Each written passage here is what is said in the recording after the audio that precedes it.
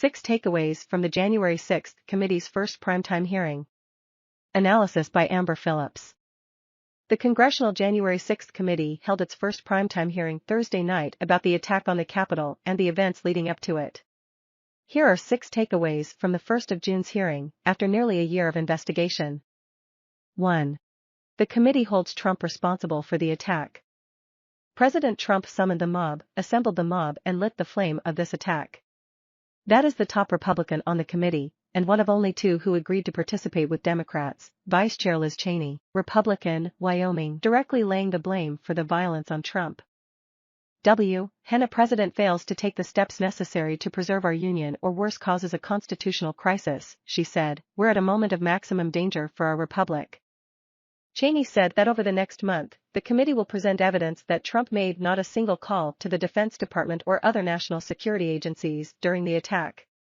The committee played testimony from General Mark A. Milley, chairman of the Joint Chiefs of Staff, saying that it was Vice President Mike Pence who made those calls. The committee said it will present evidence that the president refused for hours to do what his staff, his family, and many of his other advisors begged him to do, immediately instruct his supporters to stand down and evacuate the Capitol. He also yelled at advisors who told him to act, the panel said. And, perhaps most damning, the committee said that he cheered on the protesters' most violent tendencies. Cheney said, aware of the rioters chanting to hang Mike Pence, the president responded with this sentiment, maybe our supporters have the right idea. Mike Pence deserves it. Much of this has been corroborated by earlier reporting. 2. How the committee plans to tell its story. It was always going to be a challenge for the committee to focus the public's attention on an event from more than a year ago, and to do it over a series of hearings for a month. On Thursday, it laid out exactly how it will try to tell the story of the January 6 attack and who was responsible for it. The committee opened by seeking to jolt the American public back to that violent day with never-before-seen footage of the attackers marching up to the Capitol and smashing windows to get in, overwhelming Capitol police officers. We can't hold this, there are too many FG people. Look at it from this vantage point. We're FD, one officer says. On Monday, the committee members will share how they think Trump tried to steal the election, though he knew he had lost. President Trump ignored the rulings of our nation's courts, Cheney said. He ignored his own campaign leadership. They played video of Trump's Attorney General, William P. Barr, who told the committee he resigned in the final month of the administration in part because Trump was trying to wrestle his way to stay in power. I made it clear I did not agree with the idea of saying the election was stolen and putting out this stuff, which I told the president was bullshit, Barr said.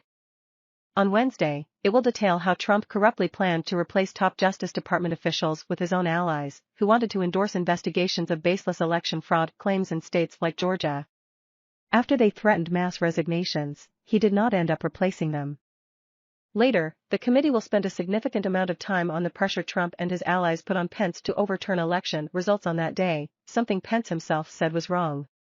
They'll also talk about how Trump corruptly pressured state legislators and election officials to change election results, and will shed new light on the Trump campaign's efforts to set up slates of false electors in states he'd lost. Finally, the committee will revisit the day of the attack, accusing Trump of having summoned right-wing groups to attack the Capitol, then resisting calls by his allies and family to tell the attackers to go home. And in Cheney's words, after the attack, White House staff feared that Trump was too dangerous to be left alone. It's a lot for the committee to tackle, all while keeping Americans' attention span over a long period of time. But the first hearing was objectively riveting, weaving together startling footage of that day, including congressional staffers running for their lives as attackers breached the Capitol, with live testimony. 3. A sharp attack on Trump's Republican defenders. Top Republican lawmakers, even Pence, whose life was threatened by the attackers, have spent the year and a half since the attack downplaying what happened. It's now a badge of honor in some circles to have been in D.C. protesting election results or to be labeled an insurrectionist. Chairman Benny G. Thompson, Democrat, Mississippi, compared those who have justified what happened to those who defended slavery and the Civil War. I'm from a part of the country where people justify the actions of slavery, the Ku Klux Klan and lynching, Thompson said in his opening remarks, his Southern drawl evident. I'm reminded of that dark history as I hear voices today try to justify the actions of the insurrectionists. And Cheney, whose party has isolated her for her strong criticism of Trump and willingness to serve on this committee, said, tonight, I say this to my Republican colleagues who are defending the indefensible. There will come a day when Donald Trump is gone, but your dishonor will remain. The committee also shared new information. A number of Republican lawmakers, including Representative Scott Perry, Republican, Pennsylvania, asked the White House for pardons in the weeks after the attack for their alleged involvement in trying to overthrow the election. Last month, the committee had subpoenaed Perry, House Minority Leader Kevin McCarthy, Republican, California, and several other House Republicans who refused to cooperate with their investigation. 4. How Trump influenced the Oath Keepers and Proud Boys. So if the attack wasn't spontaneous, as the committee flatly says it wasn't, what led to it? The committee alleges that right-wing extremist groups were motivated by Trump himself. The committee spent a large chunk of Thursday's hearing introducing Americans to two of these groups, the Proud Boys and the Oath Keepers, and making the case for how Trump's statements and tweets influenced their actions, and eventually, their violent acts. The committee presented evidence that membership of the Proud Boys tripled after Trump praised them in a presidential debate toward the end of the election campaign. The hearing also featured footage of rioters reading aloud, over a bullhorn, a tweet Trump sent attacking Pence for his lack of courage. And when Trump tweeted ahead of January 6, "Be there and be wild," the committee said that these extremist groups took it as a call to arms. Filmmaker Nick Quested, who embedded with the Proud Boys that day, testified that some Proud Boys went to the Capitol early that morning, others left the Stop the Steal rally to march to the Capitol before Trump's speech even began. They didn't seem very interested in hearing Trump's speech, which Quested said confused him at the time. But he described the group's atmosphere as much darker than usual.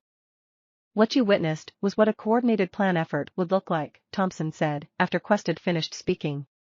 It was the culmination of a months-long effort spearheaded by President Trump. The hearing also featured interviews with several men charged in the riot who said they came because Trump told them to. "We were invited by the President of the United States," an attacker yells in footage from that day. And the committee presented evidence that the groups took credit for the attack. "Make no mistake. We did this," the leader of the Proud Boys, Enrique Tarrio, said in an encrypted text, according to a Justice Department indictment of Tarrio. He and 4 of his top lieutenants were recently charged with seditious conspiracy, alleging they conspired to overthrow the government. The leaders of the Oath Keepers have also been charged with this. 5. The production value of Night 1. Throughout June, the committee has to weave together thousands of hours of testimony, tens of thousands of documents, more than 1,000 different people they interviewed, and make it all coherent, compelling and as concise as Congress can be. In their first primetime hearings, they did that expertly. Over a period of 2 hours on Thursday, relatively short, for a congressional hearing, the committee aired snippets of about a dozen pre-taped interviews, ranging from Trump's former attorney general to his son-in-law Jared Kushner, who said he thought the White House counsel's threats to resign over the election fraud push was whining, and his daughter Ivanka Trump, testifying that she accepted the Justice Department's assessment that the election wasn't stolen from Trump campaign officials to attackers who are now serving jail time for breaching the Capitol. They also showed the public new footage of the attack, splicing images of determined rioters yelling obscenities and waving Trump flags as they marched, with body camera footage from panicked Capitol Hill police officers. And in between all of that were 2 live witnesses, Quested and Capitol Hill police officer Caroline Edwards, who was one of the first attacked and who returned to the line of duty repeatedly. Edwards's testimony was particularly chilling. The committee played graphic footage of protesters knocking her unconscious with a police barricade. After she recovered, she went to the front lines again and served alongside Capitol Hill police officer Brian D. Sicknick, who suffered 2 strokes and later died.